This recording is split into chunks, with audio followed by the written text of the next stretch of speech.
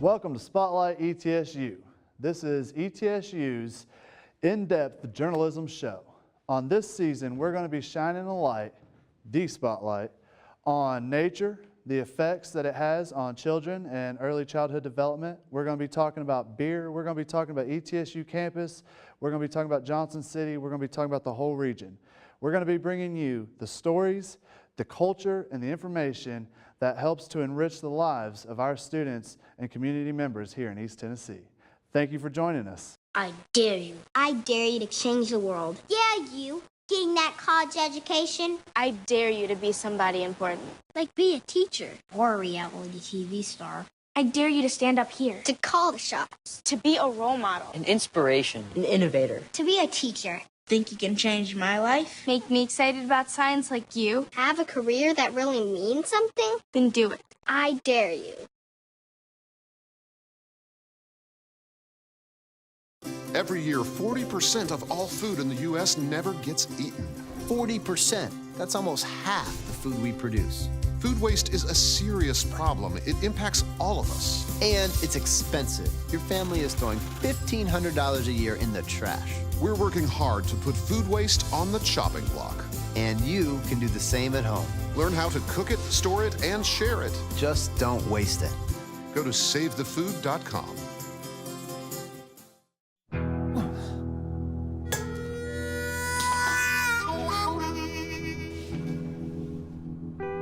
Get caught buzzed driving, and you could do some hard time. Craig, knock it off. Sorry, Mom. It could cost you around $10,000 in fines, legal fees, and increased insurance rates. And that could set you back a few years. Buzzed, busted, and broke. Because buzz driving... Welcome to Spotlight ETSU 2017. I'm your host, Kenneth Medley. This is going to be our first episode this year, and our first guest is going to be Dr. Robert Andrew Dunn, from the Media and Communications Department. He's also the head of the journalism here at ETSU. Dr. Dunn, welcome to the show. Thank you for coming on today. Thanks for having me. All right, today on the show, we're going to be talking about a very, very interesting topic, one that I absolutely love, and it's going to be beer. The big reason we're talking about beer today is that craft breweries here in Johnson City have been on the rise. We are one of the only cities in the nation to have 3 craft breweries within a 1-mile radius, and we're actually getting 2 more within that same radius by the end of 2018. Dr. Dunn runs an online blog about Belgian beer. He's also wrote a chapter in a recently new book published called Beer Culture in Theory and Practice. This is a textbook about beer culture and what's going on with it, and we're going to have a conversation today with Dr. Dunn about that. I want to go ahead and let him introduce himself a little bit. Let us get to know Dr. Dunn. Just quick background. Who are you? Where are you from? How did you get into it? So I'm Andrew Dunn. I am the assistant chair for the Media and Communication Department. I'm also an associate professor in the department, and I run the journalism program. And so I came about academia a little later. I spent about 10 years in the newspaper business, starting when I was in college in '97. I started as just doing advertorials and things like that, and eventually graduated, got a job at a paper in Tallahassee, Florida, started doing obituaries, and then I moved to designing pages, and then I moved from that to reporting on the weekends, and you know, and I kept telling them, you know, I can do this for real, I can do this, full time, and eventually they gave me my shot. I started covering education and started covering education news, both at the local level, the state level, even the federal level, because of No Child Left Behind and all the things that came with that. So. Covering education, did that lead you into academia? Was there influence from seeing it every day? Well, it's probably on more of a family thing. So education for my family is sort of like the mafia. You know, every time you try to get out, they bring you back in, and so My grandmother was a teacher and then a teacher's assistant, and, in the days when you didn't really have to have a degree at those times. And once they said you had to have a degree and be certified and everything, that she moved into as an assistant. But all of my aunts are in education. I've got one aunt that's a principal, and aunts that were all teachers. My mother is a teacher.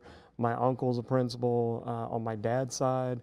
And then my brother is in education. He was started out in developmental studies with math, and he turned that into. He's now a CIO for a college, and so I've got education all throughout the background. But what really happened was I got my master's degree at FSU while I was in Tallahassee. I moved to Lakeland, Florida to start working for the newspaper there, and there was a little college there, Florida Southern College.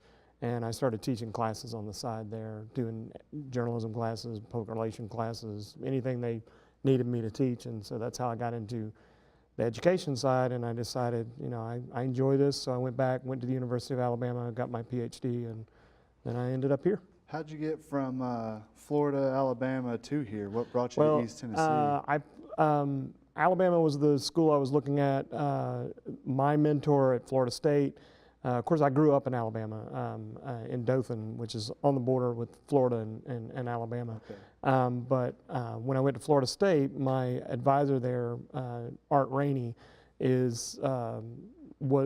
did his PhD at Alabama, and he studied under Jennings Bryant, who some of the students here might know because he's the author of the book I use in Mass Media and Society. Yeah, I've read Jennings Bryant, and so, I think I've heard of Art Rainey too. Yeah, so Art Rainey has done some of the theory work. Jennings Bryant, of course, he's a rock star in the field, retired now, but I went to go study with him, and he was on his way out, and but that's how I ended up at Alabama. And of course, oddly enough, so one of his childhood friends was Dan Brown, who was of our department, and sadly, we lost Dan recently, but yeah, so there was a connection there. So actually, I've had connections over here.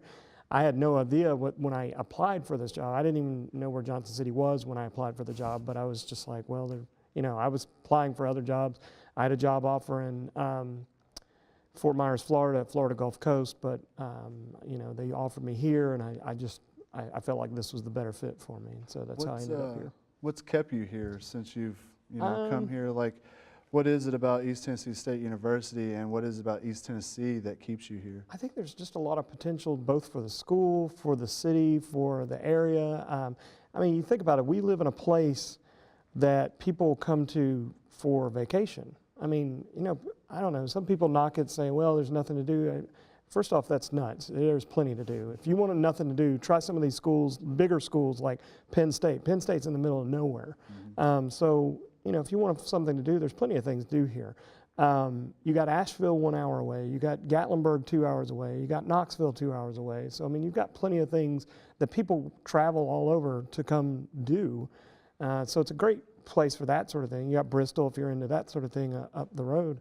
But also, we got great beer in this area. So Asheville has, last count, I think I counted maybe 13 breweries within walking distance in the area. So, that's great. And then, of course, the downtown that we have here, we've really started to pick up, and I think we're modeling ourselves after places like not only Asheville, but also Greenville, South Carolina, which if you've never been to is pretty phenomenal.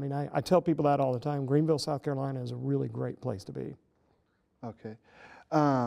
Speaking of the beer culture and stuff here in East Tennessee, go into that a little bit. Now I have, read through the book, and I've got a few notes here. Sure. Some people, and I love how the author explained it in the introduction, Adam Tima explained it in the introduction, talking about beer culture. And when you say beer culture, what are some of the connotations that you think people think of, but then what are some of the actual realities of beer culture? I think when people think about beer culture, they think almost without fail, they think male, they think college age male, they think football, they think, I guess weak beer or, the light beers of the world and things like that. They think guzzling, they think beer pong, they think, the typical things that we associate with kind of party boy kind of thoughts. In actuality, and of course some of the authors in the book point this out, and Adam Tima was great in coming up with some of these authors. First off, there are a lot of women who are not only into beer, not only drink beer, but brew beer. I mean, there are women who are heavily invested. In fact, Michelle Kalka, who's in the book, is a brewer herself, and she's she really takes that on. And so I think that's one misconception, that it's only a guy's thing, and it's not. And let me tell you, my wife knows beer better than I think most of the men I've run into. So that's one misconception. Another misconception is that we're all out there just to guzzle down as much as we can, and it's beer pongs and things like that. First off, the beers that I drink, I'm not going to use for beer pong.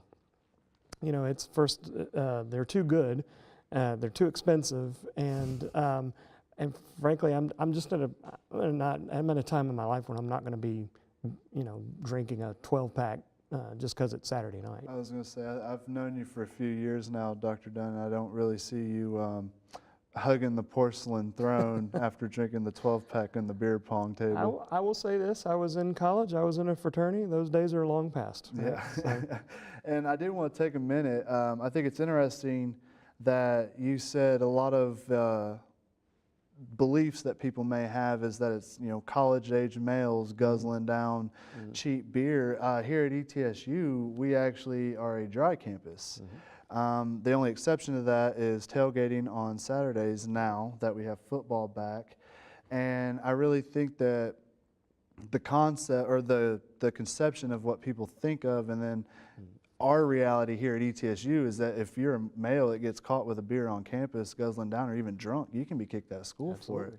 Absolutely. How do you feel about the dry campus? I have been on campuses that are both wet and dry. So Florida State actually had a bar on campus. So if you could actually go see concerts and things like that, and there were bars on campus. But for me, it's kind of a mixed bag.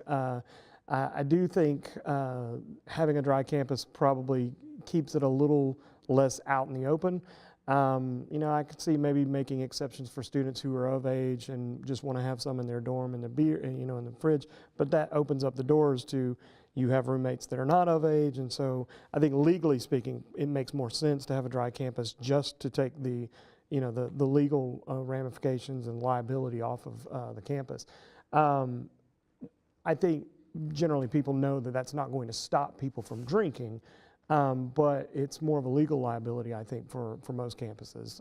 And I think a lot of campuses are moving that way just because of the liability. Okay. Because, if you are 21 but your roommate's not, there's nothing stopping that roommate from grabbing a beer and drinking it, and then you're, contributing to a delinquency of a minor. So frankly, students should be concerned about that as well, because you are held legally liable. If you're the adult, if you're the one that's of age and the person that's not of age is drinking, you're the one that's liable for that. A lot of people, I don't think, realize that even if you had nothing to do with it, but Correct. You're in the room and Yeah. you're of age and that person's not, you can be held liable. We're going to take a quick break on that. We got some legal issues going on, but when we come back from our break, we're going to be talking a lot more about the book, beer culture, and everything that's going on. Thank you for joining us at ETSU Spotlight. It's not just one person, it's a group, it's a team. Just that simple act is transforming someone else's life. It'll just make you feel so good about yourself. It's one of the best feelings in the world. Where are you headed? Just gonna hang out. If any of your buddies ever pressure you to take a drink, just tell them you promised your dad you wouldn't. I promise. Love you too, Dad. They really do hear you. For tips on what to say, visit underagedrinking.com.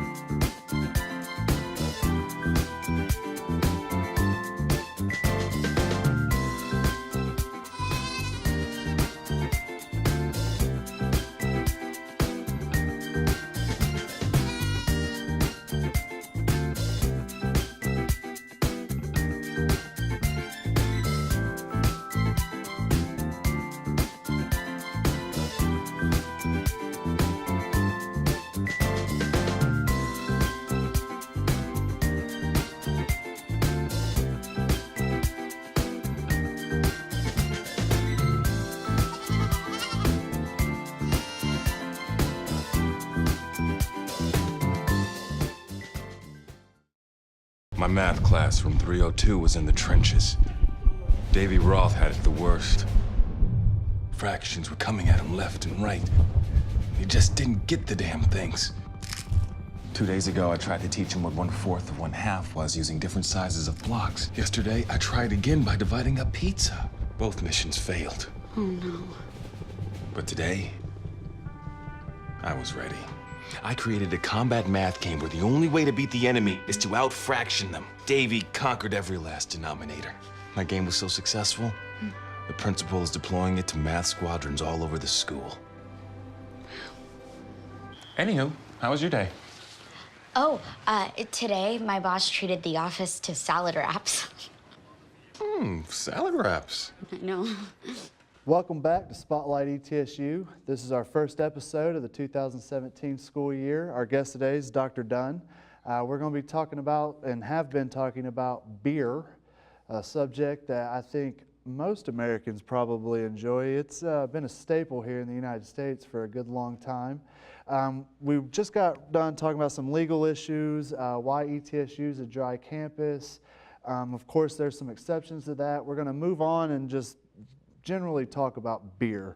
What's your favorite type of beer, Dr. Dunn? My favorite type of beer, well, first off, Belgian styles are, I run a blog on Belgian beer, and I've been in love with Belgian beer for a long time. Beer in Belgium is similar to wine in France, so you have different regions, you have different styles, you have different places. And frankly, I think I even say in the book, there's something like, 1,500 or so styles of Belgian beers. 1,547? Yeah, so a huge number of different beers and beer makers and styles and things like that. My favorite of those are what you would call either the Belgian strong darks, or some people call them the quadruples. If you think about beer making, so you'll have sort of like the straight of Belgian beer. You've got singles, doubles, triples, and quads. So the single is, kind of what you would typically have, your average Pilsner kind of taste in beer. The doubles are a little bit stronger, usually a dark beer. The triples are even stronger than that, and they're usually a golden beer. And then you get into your quads, which are really strong, but also really dark. So it doesn't always make sense, but a lot of it has to do with how many times they've been fermented, how long they've been fermented, and what kind of alcohol content we're talking about.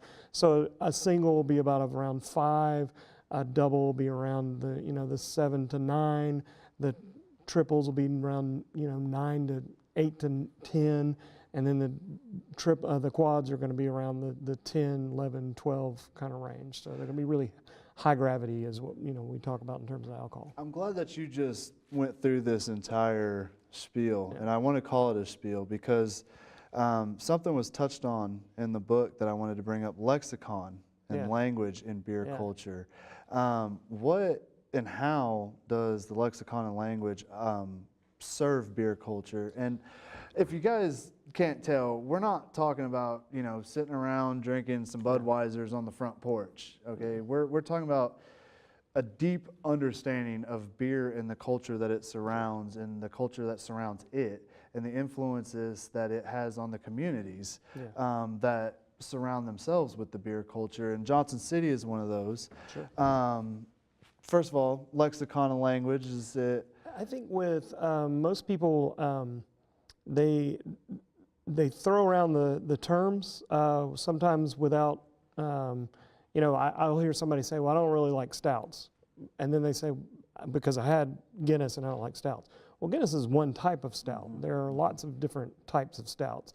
You have, the kind of the drier Irish stouts. You have the Russian Imperial stouts, which are much darker, much heavier alcohol content, sweeter to the taste. So one's going to be dry, one's going to be sweet, much like wine. You have sweet wines, you have dry wines.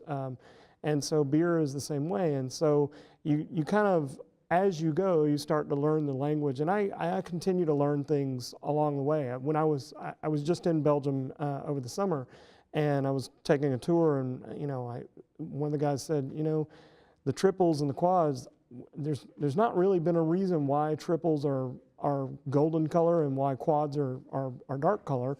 It's just the way they've been brewed, and that's the way they are. You know, and I'll probably go to somewhere else and somebody will say emphatically, no, that's not right. It was because of this or it was because of that. So there's some debates, there's some arguments about this sort of thing. You know, and some people will, there is some culture and lexicon.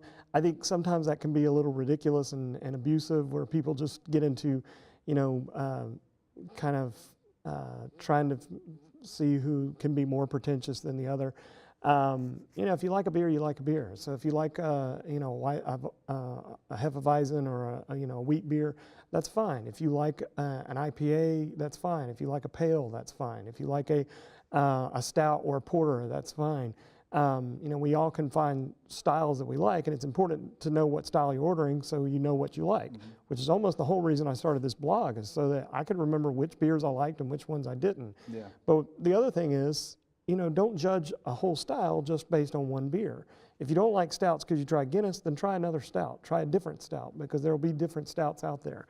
You know, if you don't like the dry kind of almost peaty kind of flavor of Guinness, then try something like a Russian Imperial, which will be way different. It's going to be sweeter, it's going to be heavier, it's going to almost have a chocolatey, even a milk almost, stout yeah, is gonna be a lot different milk than a stout's going to be Guinness, different, yeah. And you get into those other beers that are going to have different flavors, and then you get into the really kind of off-the-wall stuff, and certainly Belgium is really known for their sours. And so sour beers are an acquired taste. When I first tried them, I did not like most of them. I read that in the book. But as I've gotten into it more, as I've tried more, you know, I've found some that I really love, and I've found some that I don't like, and I've found some that, you know, I mean, I could drink it, but would I want to spend a whole day drinking it? Maybe not, you know, I don't know. So what would you say to somebody who is trying or wanting to get into this culture, and they don't know what you mean when you say peaty, dry? Yeah. They don't know the difference between a nitro stout or a high graph stout. They don't know the difference between an extra stout or a brown ale, a honey cream ale and a brown ale. How can they learn some of that language to get into trial and error. That's, I mean, to me, that's the best way. I mean, if you want to try beer, right? That to me, I mean, part of what I've done is, and again with the blog, is that I've just tried a lot of different beer, and I keep a running tab of what I've tried. So you can, a lot of people are doing this on like Untapped and things like that, where they're getting apps. And that's a great way to do it. And when you sit down and you start trying, you meet other people, and then they tell you about it. I've made good friends. Eric Latham, who owns Johnson City Brewing downtown, is a friend of mine, and so he and I chat a lot about beer. Andrew Felty, who works for a Gypsy Cider Circus over in Kingsport, is a good friend, and we spend a lot of time talking about beer. So, you know, making friends with people who either brew beer or work in the beer industry is a great way of also getting an idea of it. But also books, you know, just like anything else, if you really want to know, pick up a book. So one of my favorite authors, Michael Jackson, not the singer. He's a famous beer reviewer, and he also happens to be a big Scotch reviewer. He died a while back, but his books are still phenomenal. I mean, they give you a breakdown of every beer you could think of, and to me, he's probably the foremost expert in beer since passed. But I don't know that anybody's going to top him. He was just, you know, he was just an amazing, you know, writer and super knowledgeable about the content. I liked what you touched on two things I want to talk about there real fast. You touched on Untapped, which is an app for a smartphone that can tell you about beer, but you also talked about putting the phone down and going and making friends. And the beer community is exactly that. Absolutely. It's a community of people coming together. Sure. Can you tell me a little bit about that and like getting to know people in the community? I think one of the things is just going to your local beer haunts, you know, and you know, we've in town we've got, you know, Johnson City Brewing Company, we've got you know, JRH Brewing, and then we got Yeehaw. Those are our three local breweries, but we also have like the Atlantic Ale House, where a lot of people go to try different beers that are on tap, and of course, you know, just meeting people and getting to know that. You also have a lot of brew clubs and things like that, home brewers associations that are great for that.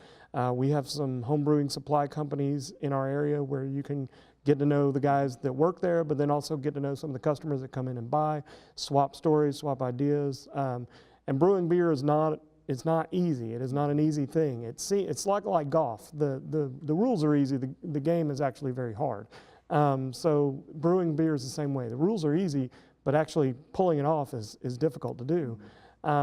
So getting to know people not only is fun, but it's really helpful because if you've never brewed beer before, you're thinking, well, I don't know what I need to do, and why did it turn out this way? Why did it turn out that way? So those are all ways to get into it. The clubs, I think, are really interesting, which I know Mellow Mushroom has a club here in town and a drinking club and other things, and it's a great place for culture and stuff. What role do the clubs play in that? Are women in these clubs, and what role do women play in the beer culture and in these clubs? So I've met a lot of women brewers who, you know, they go to the same clubs that the men do. And I think even the book has some chapters that talk about how, you know, you can have kind of a bro culture even with the home brewers and things like that. A lot of mansplaining going on, trying to tell women how to brew beer, or they know more about beer than, and you know, that gets really irritating for most women. But there are also some great ones out there that are very accepting and, you know, cool, you brew beer, cool, you're a woman, that's great, the more the merrier. And so I think it's just go trial and error, you know, find one, feel it out. If you like it, cool, and if you don't, then find another one. Or start your own. I mean, hell, there's nothing that says you can't give a shout out on social media and say, hey, you know, let's start our own homebrew association or club. I like that idea. Yeah, right. I'm going to go ahead. We got just a few seconds left here. I want to thank you very much for being on the show with me today, sir. Thanks for having me. And interesting idea, ETSU homebrew club, maybe. I don't know. Not on campus, wet campus, so it can't be on campus. Remember that. Thank you very much for being here.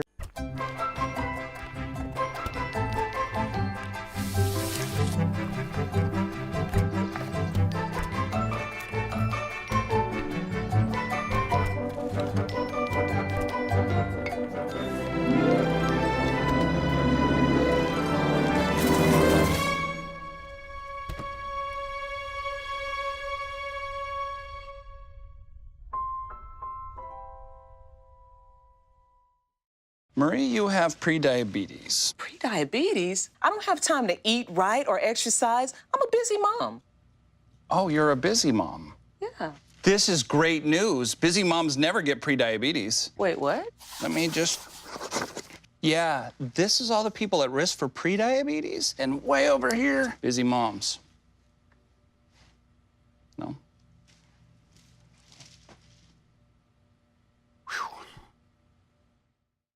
When I was in foster care, I never knew when I would have to move, so I always had my suitcase ready to go. Then one day, I was adopted. My new parents opened their hearts and home to me. My parents cook my favorite breakfast for me every morning. My parents take me on trips I never thought I would go on. They gave me a home and an even better reason to use that suitcase. My parents aren't perfect, but they're perfect for me. Maria, so how's work? It was fourth period biology. Our students just weren't getting how easily viruses spread. So Miss Bell and I had them role play a zombie virus outbreak. By the time they had all learned the lesson, all the living were dead. Hey, how's your job going? That big sales meeting I planned? Next year, I might get to go. Cool. Coming soon to Johnson City is what I want to tell you guys. Great Oak Brewing is another one of our brews that are going to be opening up here in our local brew culture. And then we also have Barley Waters that's going to be opening up. We have ETSU Spotlight going to come back next week. We're going to be talking about more culture, about getting outside more, maybe even a little bit more about beer. For me, it's going to be a stout. Stick with it. Thanks for joining us.